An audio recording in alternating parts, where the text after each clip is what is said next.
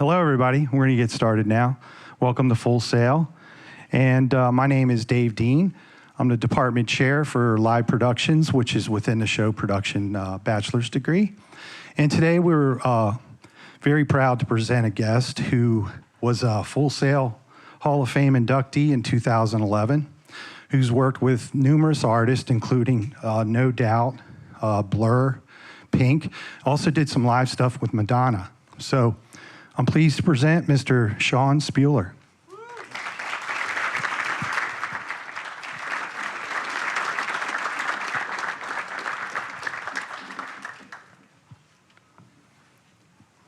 So hey, Sean, how you doing? Hello. Tell us how you got started. Let's see. Well, I mean, when I first got started, I would say it's by being in Full Sail, 94, 95, and that to me was the beginning of the career, and that's the way I looked at it. And I did my recording arts degree, and after that, the placement department put me as an assistant at a studio in Hollywood, and that's where I was for about a year and a half as a runner, cleaning toilets and answering phones, getting to see the process of albums being made in a real studio.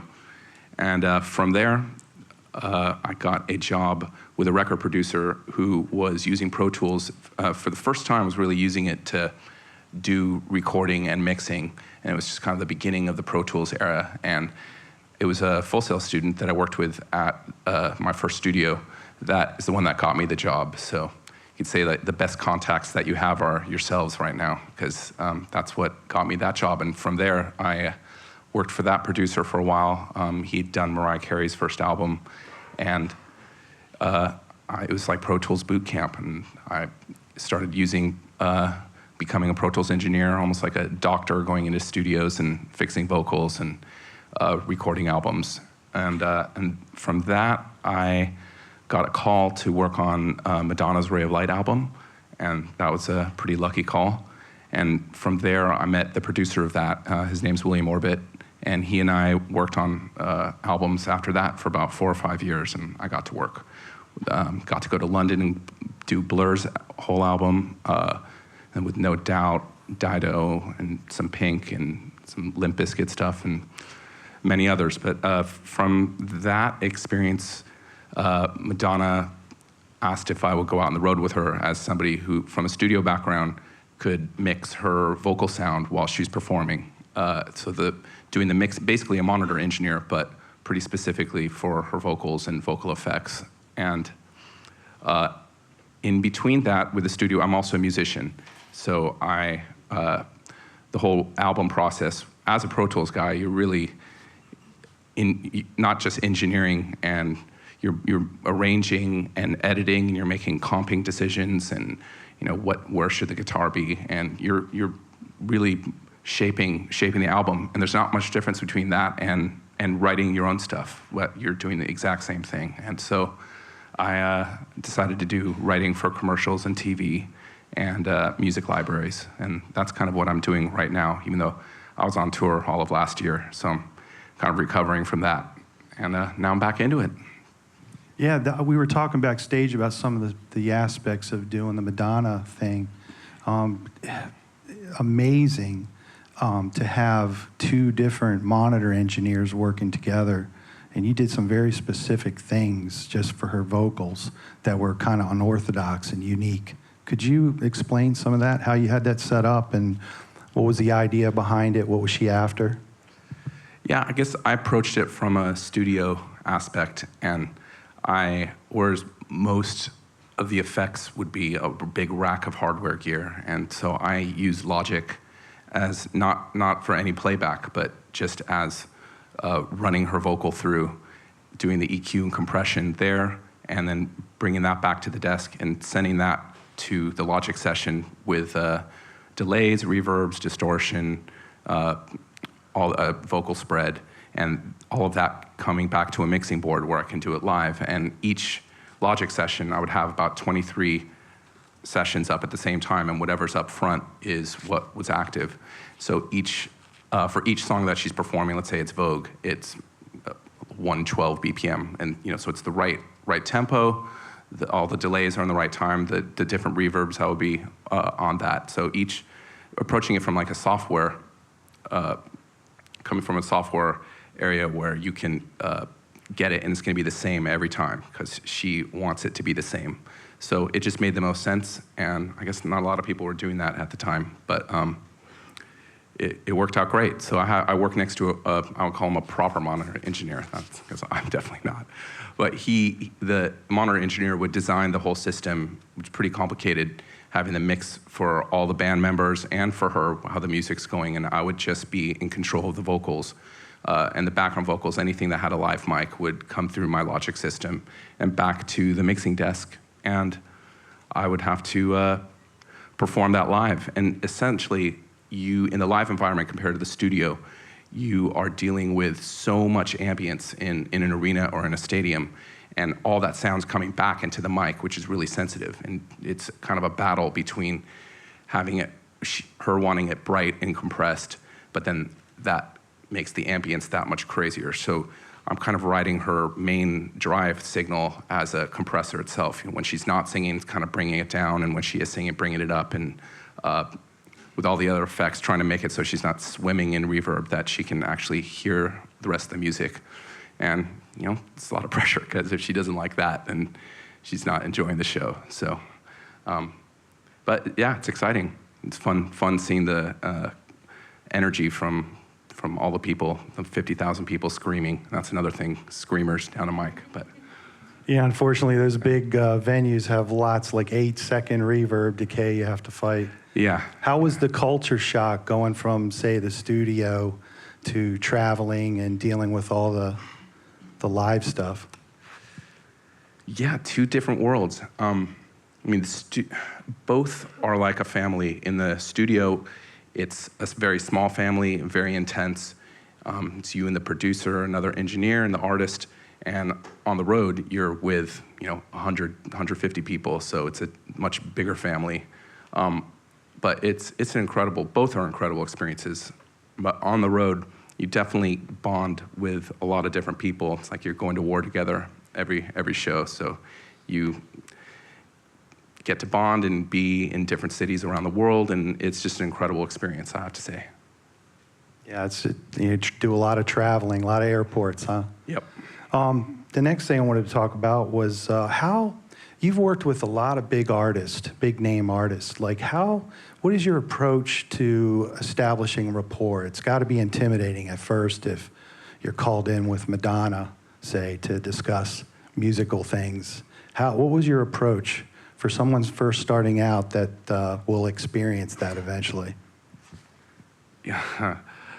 I think the main thing is that you just need to, first of all, just do a good job of what you're doing and be prepared for everything. I think the main thing is preparation, because if you are recording a session, make sure you have every angle covered, and so that in any eventuality, you can just switch right there. And the more you get to hang out, then a few jokes start flying, and you can start swearing and cussing, and then it gets fun. But yeah, I think you just have to start out, just be completely professional, and then you can let your personality come out, little by little, and form a good relationship. Does Madonna use, I know a lot of artists today, major artists are using backing tracks. What's the strategy to incorporate that, say, in a live show? What kind of benefits are there to that? I'm not talking like the old Milli Vanilli thing where, putting on the hits, but we know that a lot of artists are using backing tracks. How's that incorporated? Well, it makes sense. I think people who go see a show want to hear it like the record as much as possible. So you have them singing, and we have a programmer whose job it is to run the playback system, and it has, imagine the whole multi-track happening in rehearsal. You're choosing, okay, the guitarist is going to play that part, so you can take the guitar out of the multi-track, and same with different keyboard parts. And definitely with some background vocals, the way it is on an album, it needs to have that sound. So that's going to be playing in the back, and her main vocal will just be supporting, will be out front and center, but you can have a lot more support with all the backgrounds that way. Did you have anything to do with the Super Bowl when she did the Super Bowl? Yeah. Was that kind of the same along those lines? Yep. Yeah, that was a pretty good show. You mentioned that you do some stuff on the side. You create music and work with, say, corporations and develop stuff for them now. Could you explain the workflow? Because I know it's kind of a different animal compared to doing some of the major artist thing. Yeah, doing commercials, you, as a freelancer, you get, you start relationships with music houses, and the music houses are hired by the agencies who are doing these commercials. So you hopefully have several music houses that want to reach out to you when they have a commercial. So you'll get a call saying, hey, we have a Starbucks spot and it's due tomorrow. Can you give us something? And the deadlines are crazy. But they will send you a brief saying, all right, we're trying to get this vibe. They'll give you some musical references. We want it to sound like Coldplay or something else. And then they'll give you QuickTime. And you have to write, within a day or two, a spot, usually about a 30-second spot. And you hopefully, you're in competition with a bunch of other writers. They're in-house people and a bunch of freelance people. But if you just keep doing good stuff, the music house will keep calling you back. And, hopefully you land a few. But, yeah, you mentioned earlier about the importance of networking. How, at this point in your career, how important is it now? Saying if you're first starting out, obviously it's important to get started, but what percentage of gigs would you say you get nowadays based on networking? It's everything's networking. I mean, just doing a good job at whatever just writing the music for a gig that you're on, and that's networking because you want to get called back by the people you're working for, and everybody you meet, I think your reel that you build up, then that speaks for itself, and you can use that to get people interested in using you for their next project. So, but yeah, networking, you keep meeting people all the time, and you never know what person's going to be able to bring a gig in. A friend of a friend, or even meeting somebody at dinner. It's pretty incredible. When you were out doing live, obviously you had a pretty sick setup with plugins and stuff. We're starting to use those live now as well. What are some of your approaches in the studio for plugins, and what are some of your favorite pieces of gear to use? Oh, that's a good question. I mean, so open-ended. There's,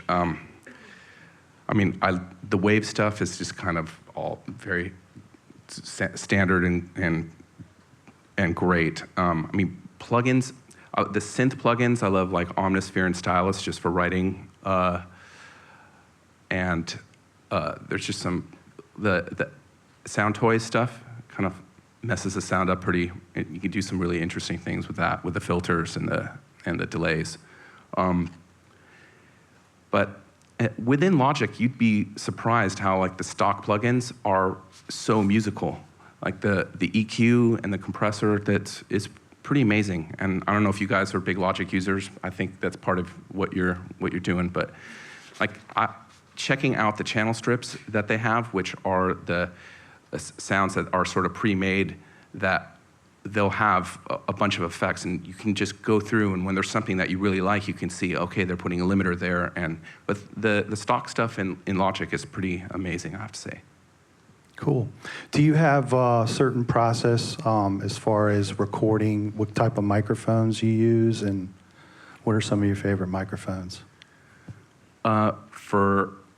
For women, I would say the Sony C800G is what kind of used most of the time. Definitely use on Madonna, and it's just got such a presence and brightness. If you go to a studio with an incredible mic collection, you kind of can't go wrong. You get those old tube mics that are like $8,000. Oh, yeah. That's pretty amazing. Stuff I never get to see. Yeah. But otherwise, you can get a great sound. Get even like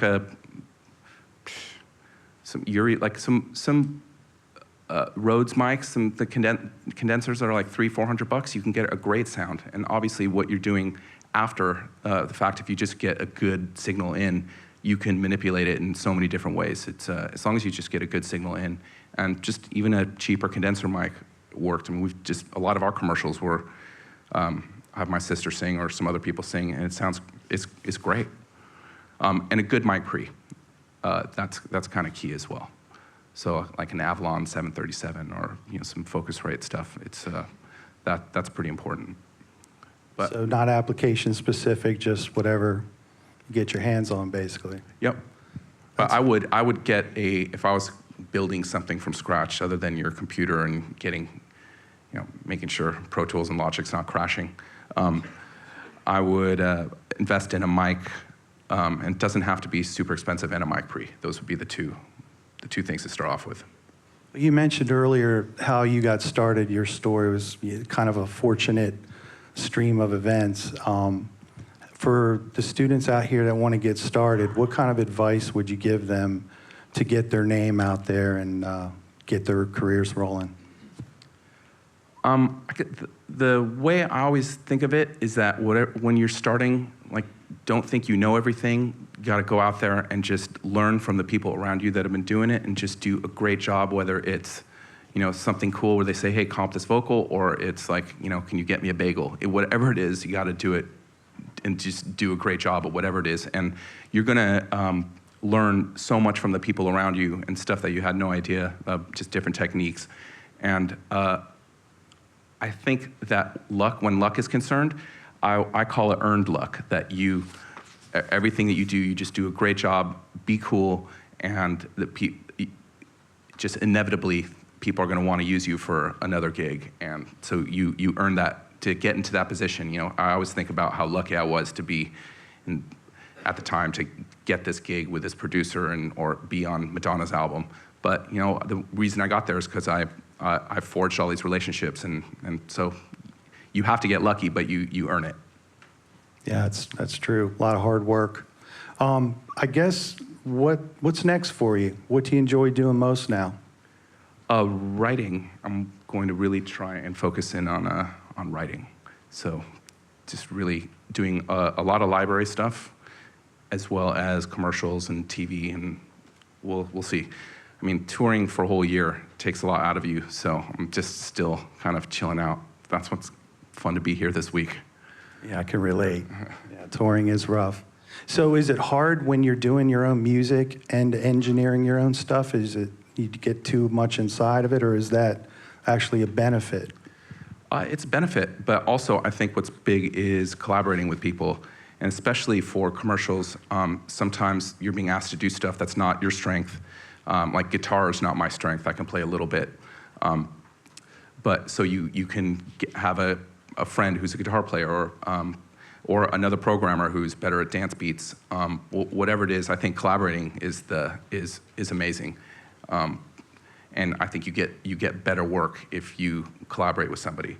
But just but having control of it and having the engineering chops that you get from here, and just from the experience of working, that it's nice to have control over the process. So it makes it easier to put on the different hats when you need to. Yeah, and also a lot of people I collaborate with are in different cities, so it's so easy. You just have a Dropbox or whatever with your files. They send you a Pro Tools session, and but one of my main writing partners is in Chicago, and we just send files all the time. It's different sessions, and it's incredible. You don't have to be together in the room.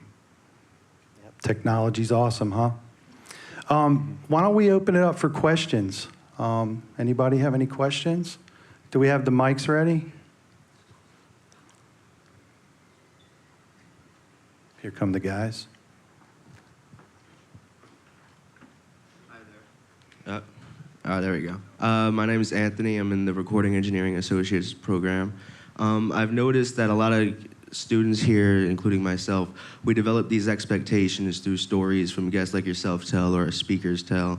I'm wondering if when you went here, if you also had those expectations, and when you got in the industry, was there anything that kind of just exceeded them or was opposite, something that you were just completely wrong about, like the expectations versus reality? That's a good question. I did not expect to go straight into being on a hit album right away. I mean, I knew that the process of being in school was laying a foundation for me to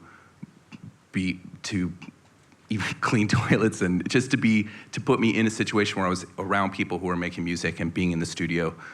So I just looked at Full Sail as a great way, as a great foundation where my knowledge could just take me that much quicker, and I'll be much faster learner when I was learning in the studio or writing or whatever it would be. So I kind of just expected to go in and know I would have to pay my dues. And I think that's the main thing. It's like you're paying your dues in school in a bit, and you're also paying money, but you're really going to be paying your dues when you get out of school. So I think if you don't try to expect too much, just know that you're going to go in and you know, you want to work your ass off, and then other people will see that, and you know, with that mixed with talent is just a good way to start. Thank you. Yeah. Anybody else? Got a gentleman over here.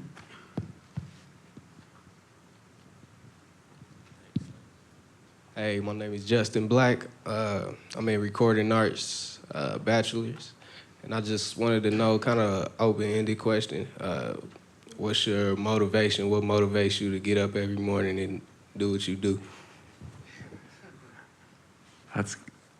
Well, other than my kids waking me up at 6. I look at everything like as a puzzle, like whether if I'm writing something or what if I'm doing stuff live. Like sometimes it's frustrating when you're doing something and it's just not coming together, but when the more you do and that puzzle fits together, it's really exciting. I mean, I think everybody, if you're writing music and something's really like a happy accident, and then you can go from there. Like those moments where you're doing a groove and you think it sounds great and you can build on that. That to me is really exciting. And each song, or each track, or each project, you know, has its own puzzle, and everyone is unique. So I think there's no shortage. It's never really going to run out. There's going to be a new challenge each time. So that keeps me. I wake up excited about that. Cool.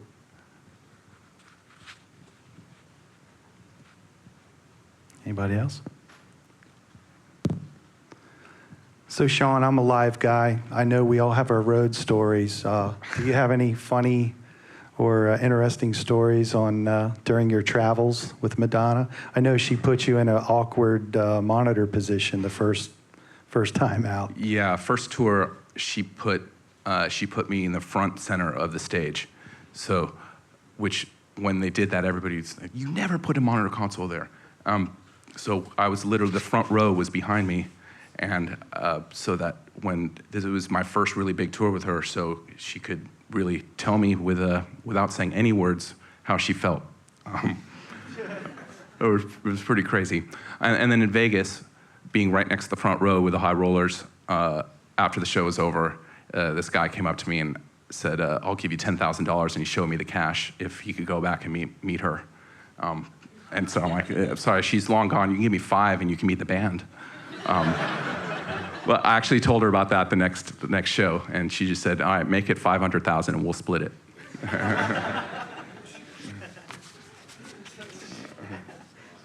Anybody have any other questions? I have a question right here. Oh, there we go. Hi, my name is Khalil. I am doing the recording arts.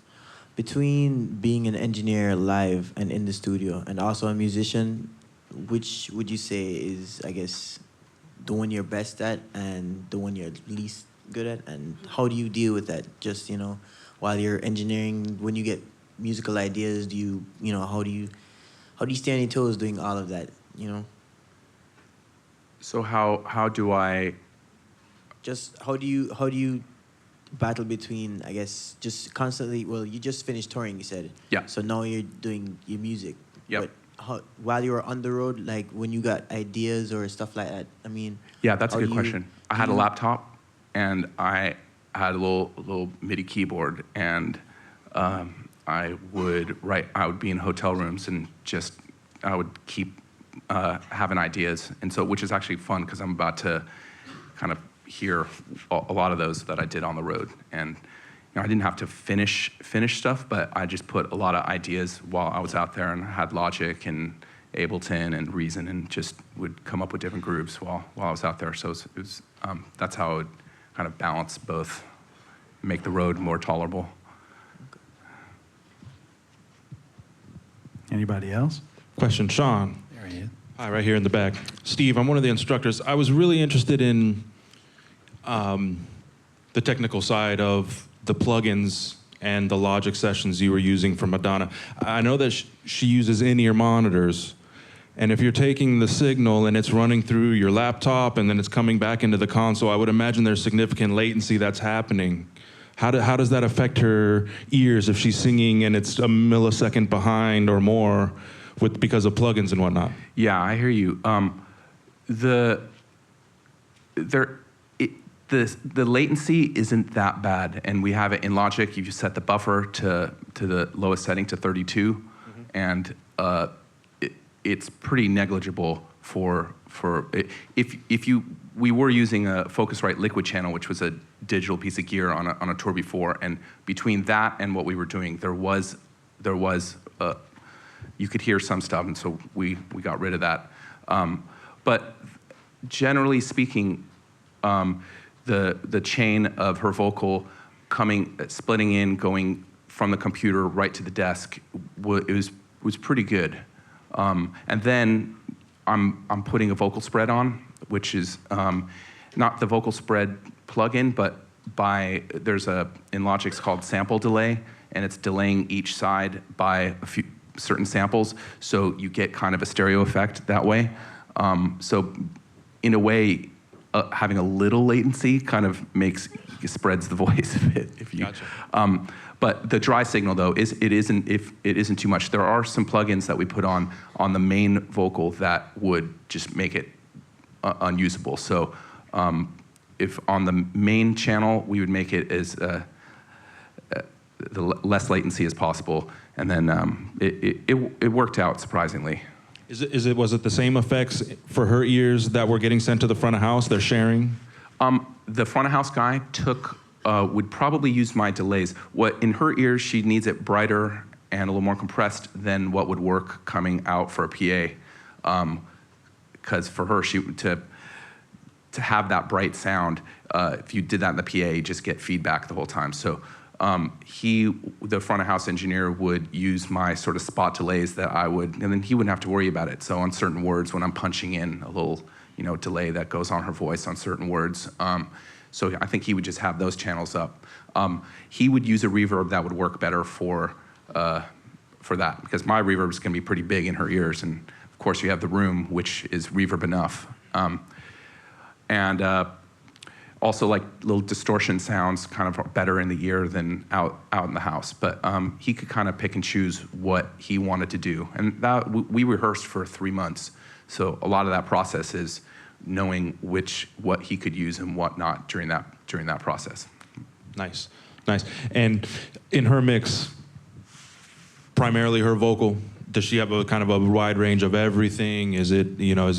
Sometimes you listen to people's inner mix and it's like just me, that everybody else turned them off? No, it is definitely very music oriented, but I mean, she has to be pretty loud compared to the rest of it, but it's definitely more of a mix of the music than probably other singers who don't care as much and really want to make sure they really hear themselves and the beat. But for her, I think the process of rehearsal and the intermix, she's chiseling that mix the same way she would work on an album. So that the mix in her ears, the whole time she'd like, okay, no, turn that sound effect down a little bit, turn that guitar up a little bit. And it's kind of crazy. I mean, it ended up being kind of like a studio mix in her ear. And her vocals really have to fit above that, but not too much. It's a delicate balance. Thanks, Sean. Yeah, thanks. So you were feeding the front of house guy dry vocal as well, right? No, he processed the dry vocal himself. Okay, cool. We had a question, lady down front.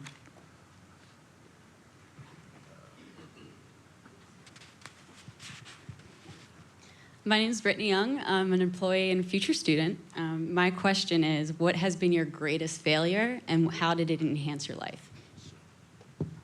Wow. Just to start simple. Yeah.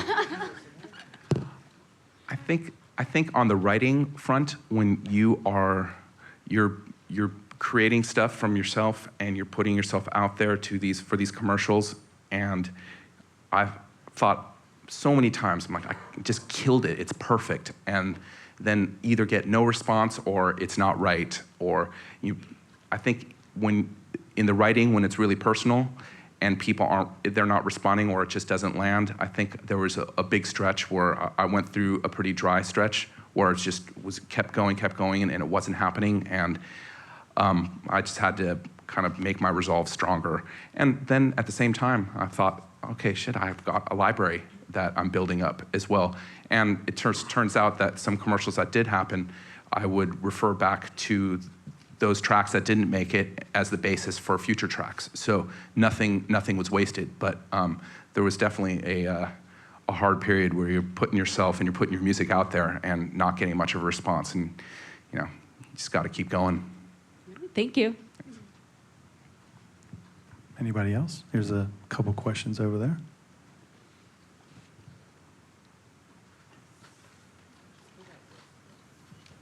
Hi, I'm Chantel Hill, and I'm an international student from Jamaica. Being on the road, like I have had the experience to be on stage with a lot of performers. How have you been able to handle like issues on stage? I mean, you're catering to Madonna, and something's not working right. How do you handle that? Trying not to look panicked, even though you are. Some things are out of your control. Like the monitor console died. The electricity to it died in the middle of a show, and that was pretty insane. But that's sort of out of my hands. We all tried to get that fixed real quick. But like on a sonic level, like sometimes she does these quick changes and in between sets within the show, and her hairdresser will come with a scribbled note saying, "Sound sucks, too ambient," or and I'll just have to try and make it less so.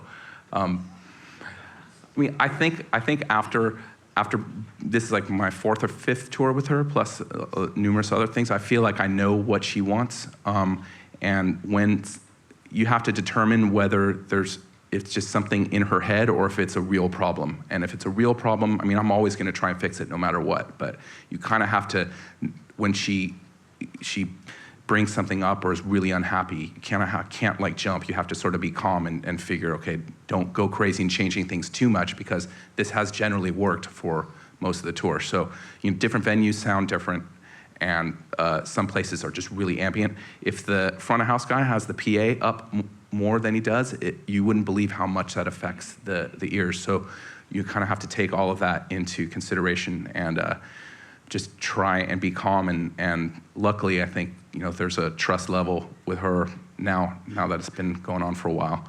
But I guess to answer your question, just try and stay calm and fix what you can. A lot of it is, I think, turning down compression when you're on stage helps, because when you're too compressed, it's bringing in more sound than it should. So I would generally say less compression. Whereas in the studio, I'm a compression guy. Anybody else? Next. Jeremy, and I'm a show pro bachelor's. My question was very similar, so maybe it's the same answer, but what was maybe the biggest crisis in the live side of things that you've had to face, or your crew, and how did it get fixed? So the power going out sucked. And then I would say when pieces of the stage, on a show like her show has so many huge moving parts, and if they're not working, or if a video screen's not going up, or a walkway that comes out from the stage isn't happening, it changes the whole choreography and everything. And she sometimes gets, as naturally anyone would, kind of flustered and have to kind of keep it going. And it's interesting that how interconnected the stage, the lighting, the video, and the sound, how it's all so interconnected because one thing affects the other. Even though it doesn't directly affect the sound, it affects performance and affects how she's going to do something or where the mic is going to be. And so I think in those cases, when stuff stopped, a motor would die, that would affect things greatly. One time, I hit the wrong button on the console, and I had a long 1/4-inch delay going on for too long, and every time I pulled down the fader, it wasn't doing anything. So she kept on singing, and there was a long delay on her voice, and I think I did panic. But we got it back, and I pulled down the fader, and what can you do? Sorry, my bad. Does she use a headset still? Yes, once a tour, usually, like one song. Yeah, those can be problematic Yes. at best. Yes. And what type of headset did she use? I don't know. I'm not sure actually. That's Probably kinda change bad. them out often. Oops. Yeah, if I know I use a headset a lot, and we have to change it out quite often. Anybody else? Hey, There's right a here. gentleman. How you doing? Quick question. Madonna has had a career that's gone over for like 30 years. She's been with Nile Rodgers, and I did a little research on Ray of Light, and they said that Pro Tools broke down and they had to repair it and all things like that. And I was like, oh wow, that's really cool. But what I want to know is, how do you, as a producer, as an engineer, as a musician, how do you keep things fresh and innovative? And I mean, all have our friends that, hey, take a look at this website, and you check it out and you say, oh, okay, this is nice. Or they say, oh, there's a brand new Digico. What do you do? Where are your sources? Who do you talk to? That's a great question. I mean, I think I was seeing Phil talk before this, and just as far as like, how do you hear what new music is out there? And really, it's from friends, and other engineers and other producers, what gear they're using, and just the same way you guys probably get excited about a new plugin or something that it's done. Like you'll hear your friends talk about, oh man, you got to check out, this plugin that's going to mangle the sound, and it makes you want to try it. And sometimes you'll go to their studio and they'll show you a bunch of new plugins and something that you may had never even thought of using, and it gives you inspiration. And I think a new synth plugin or a new distortion or effects thing that will give a sound that you hadn't really used before.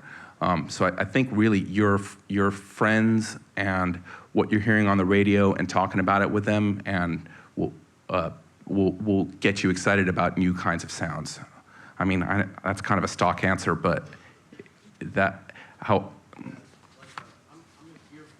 You're fanatic, and it doesn't have to always be about gear. No, it doesn't have to always be about gear. Or particular review or whatever, but Right. I mean, we get like electronic musician at a newspaper stand. Are there something that not all of us in this room might have heard of before that you take a look at every once in a while? A website, a particular journal?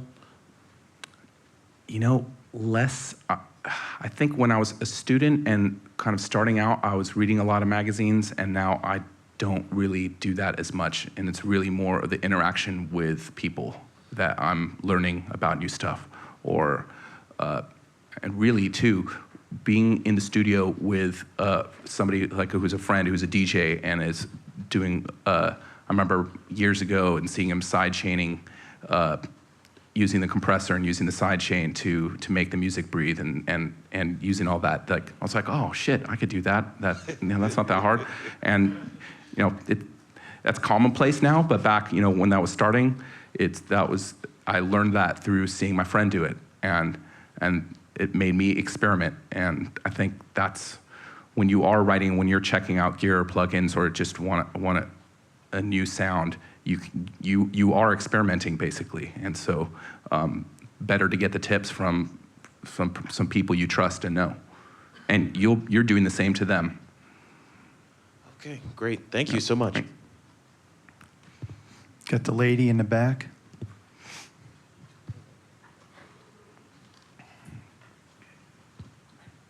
Hello, my name is Latoya. I'm here in film, and I just have a question for you. It might be a little minute, but I want to know, how do you feel about like copyright? Like, have you ever had your work stolen or anything like happen to you like that? And how do you deal with that if you had it happen or know someone? I have not. I've luckily not had to deal with that too much. Although in the commercial world, it can be a little touch and go because you're submitting your track. It happened to my writing partner and my sister. They did a commercial. They sent it in, and they took it upon themselves to do something a little different, but they wrote something along the same lines, and that's what landed in the commercial. They didn't know what to do about it. They just kind of let it go. But I think if you're going to collaborate with people, it's a good idea to write just something simple down that, hey, we're splitting this 50-50 or whatever the deal is, just something simple just to cover your bases. I believe you're doing music business. I mean, when you write something, it becomes a copyright to you just in the process of doing that. And if you release that, that is yours. But you know, once you start getting stuff out there, make sure it's registered with ASCAP or BMI. And but on the writing music, it's hard because sometimes it isn't so cut and dry. It's not like, hey, we're doing this movie and we need you for this, and it's part of a union. If you're writing a song, it's kind of loose. Sometimes it works, sometimes it doesn't, and then you never know, the thing that you thought was not going to happen, all of a sudden that becomes a hit song. And so you just kind of have to be prepared for every eventuality. And so I would just do something simple to start off with, and if you are collaborating, write down on paper that, hey, we're doing this, and it's a split, whatever split you decide. Hope that helps. I don't know. We have a gentleman down front here who has a question.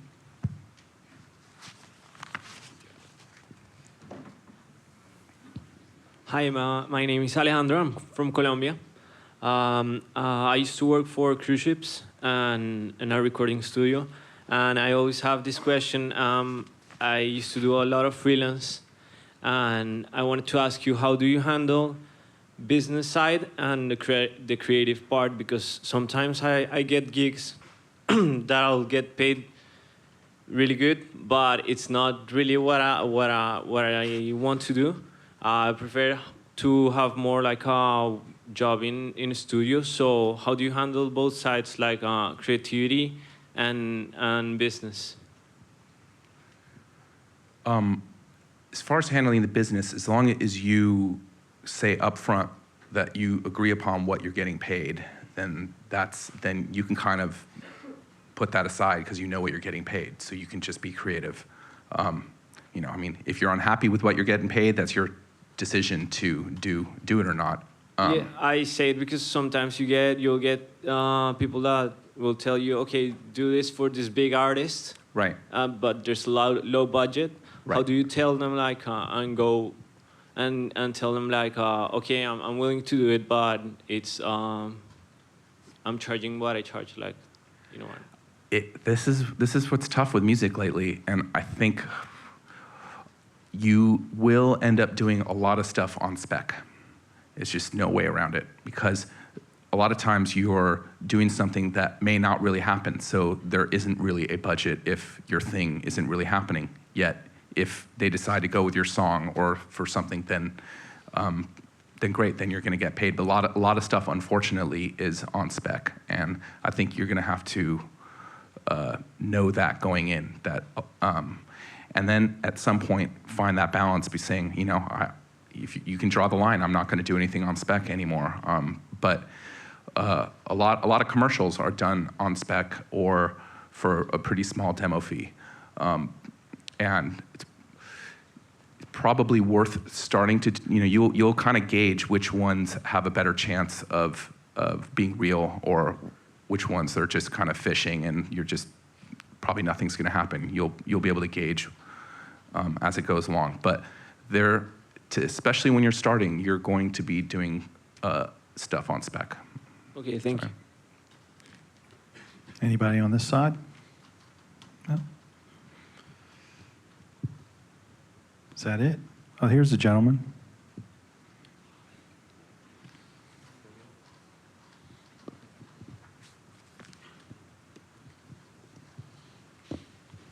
Hey, I'm Javon from Atlanta, Georgia, in recording arts. I heard you mention doing business and commercials a few times. Is that something you chose to do because the pay is good, or is it just out of passion, being a writer? Yeah, I mean, I think it's a combination of being a writer and that there's money in commercials if you land them. So I kind of was like out of want and necessity. And I kind of really envisioned doing commercials and library music kind of in tandem, so that I would be creating a library that would help the commercials, and the commercial music would help the library, and it fit together well for me. But as far as writing goes, I think there was something I really enjoyed. I think I got lucky. I got the first commercial I ever was offered, I landed, so I'm like, this is easy. Well, it wasn't. But I like the challenge of writing something to a piece of video, like a short thing. I like the challenge of trying to create a mood for that little small spot, and so that excited me as well. But there's just more money in commercials as well. Because there's less competition? What's that? Is that because there's less competition in the commercials? No, well, there's a lot of competition now, but that's because because corporations are paying the bill. Other than record that is some records make a lot, but a lot of stuff you're putting out there for free to try and get a name for yourself. So there isn't as much money in records as there used to be, but so it's kind of a balance between I'll still produce some artists, but that feels more risky to me than doing commercials. But at the same time, I love it, so you never know what's going to happen. All right, and last thing, I think you already mentioned it, but can you repeat how you went about pitching your ideas to the commercials? And would that be a different process for us than it would be for you? Well, I think, starting out, the process is getting a relationship with a music house. That's how it was for me, and they're the ones that are getting the actual work from agencies. So music houses are the source of that. They are hiring freelance writers on project-to-project basis.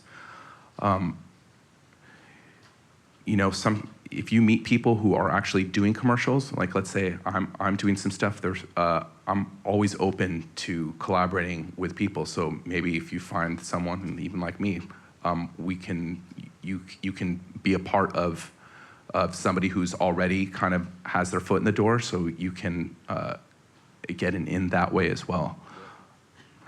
Thank you. Back to networking, huh? Yeah. Anybody else? In the back. A couple gentlemen in the back. Yeah, hi. I know that you make commercials, music for commercials, but I want to know if it's a website, or how do you get in touch with these music houses, or how can you make them contact you to get that job? Yeah, they're not really coming at you, per se. You kind of need to go after them. I think I was doing this, I started it after I had built a lot of relationships in records and knew a bunch of people doing commercials, so I already had an in with friends and other colleagues that were in it. So I wasn't doing this straight out of Full Sail. But I mean, what I would do is, if you're making great music, just keep writing great music, and that you just create a vault, create your own library of stuff. And I've heard, I think a lot of companies now are even having contests where they're saying, hey, submit your music, and it might get in. I mean, that's a long shot, but if you just keep building your library and you're meeting people who are looking for stuff, people really do, people are looking for things. You just have to once again, it's networking. Know the friend of a friend, if somebody is looking for stuff, and just to get an in via networking. But they're definitely not going to approach you until you really they need to hear stuff that's good. Thank you. Gentleman way in the back. Hey, I'm Ashwin from the Recording Arts program. Today, we are experiencing a lot of vocal abuse in songs, like technology like autotune and Melodyne. This may not be a direct question at you, but how do you personally find technology like that hindering vocals? Because we also find vocals being flown through, like the chorus, second chorus, it's the same thing that's being flown through. How does it affect you as a producer, and how do you cope up with it?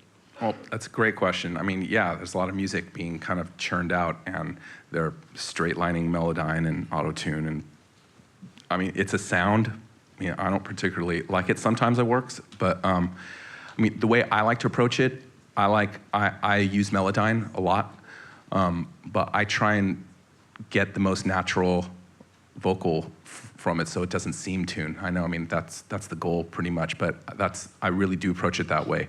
I mean, unless it's like an effect. But yeah, it's definitely overused because it's just easy, and you lose a lot of character. But a lot of that too, if you're recording, as a producer, you kind of think about the music and the beats and all of that, but to me, being a top-level producer is somebody who can produce vocals.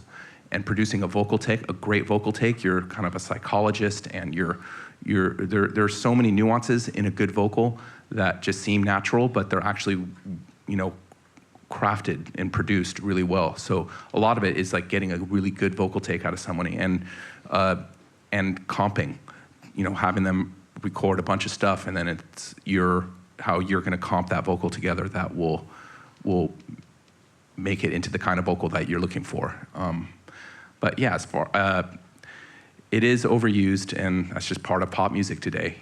Hopefully you can make some good sounding vocals. But I think that is a lost art of recording vocals, and I'd like to see that come back more. Thank you. We had a lady down front once again.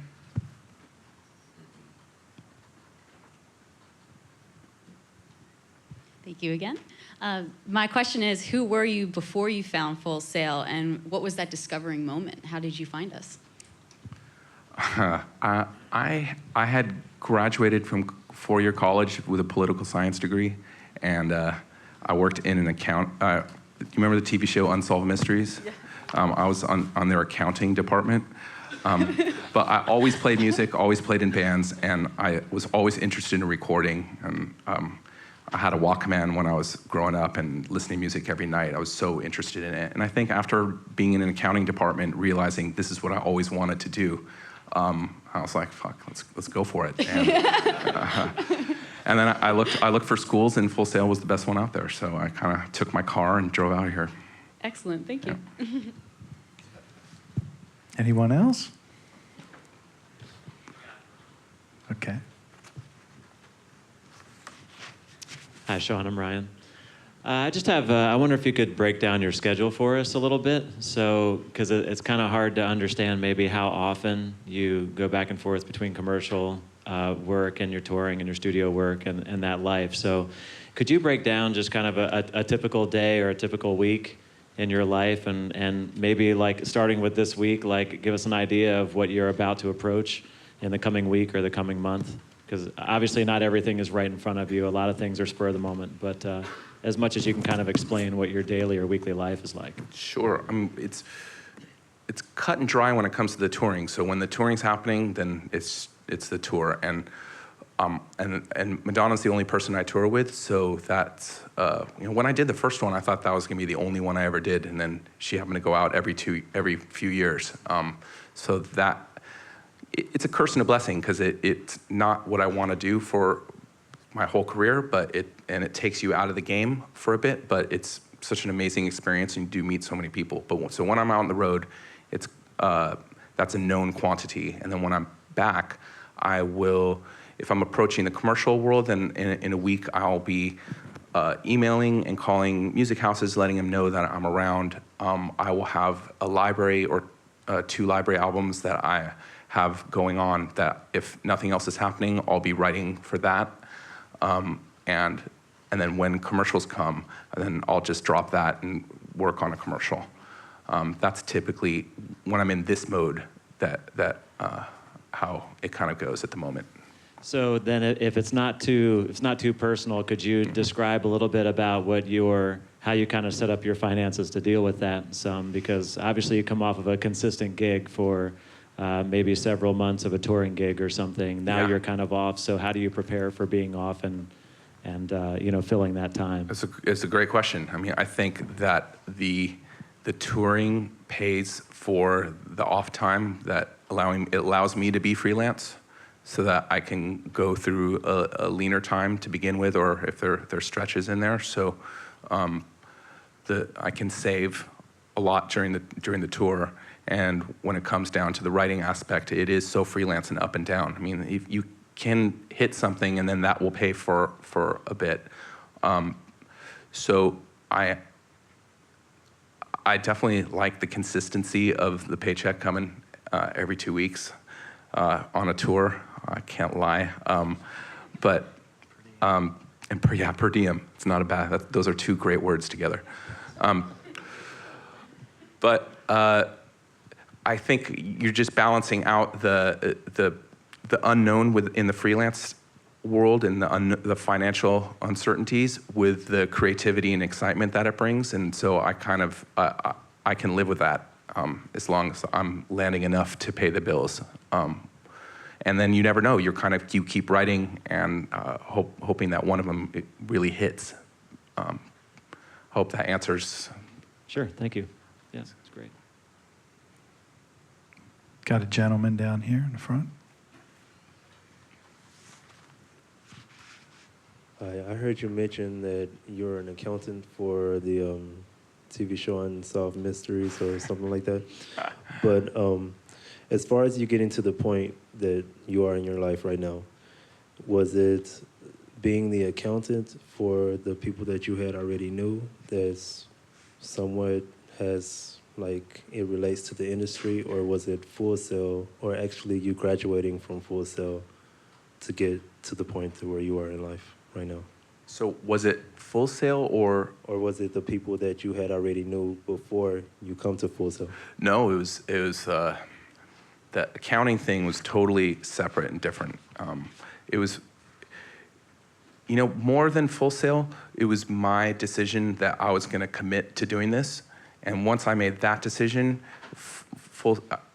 I chose Full Sail. I could have picked a different place, and I feel like I'd be the same person, maybe just as successful. I just feel that Full Sail was the best place for what I wanted to do, and I thought it would make me the best prepared.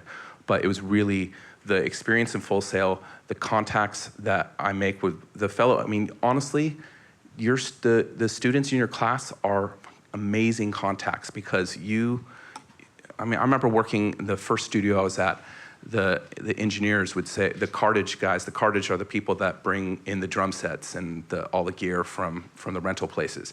And I'm like, that cartage guy could be your boss someday. And you just have to have that attitude that every person you meet is going to be in a position to help you, or everyone is going to rise to a certain level. And that's true with all the students. And I think coming here, just having the people I was in the class with, and look, I got the pivotal job for me was my second gig, and that was from a Full Sail student. It was definitely coming here, and they got me a job in my first studio. So, and then I had to carve my own path from there. But I think it was definitely coming out of here and the people that I met and the opportunity that I got from the get-go that started things off. Once again, networking. Very important. Anybody else? Down front? Making these guys run. My question is kind of more personal. Through all the writing, the studio work, the tour, live show, what's your favorite memory that you have from it all? That's a very, God, they're so different. It's like saying which kid is your favorite. Well,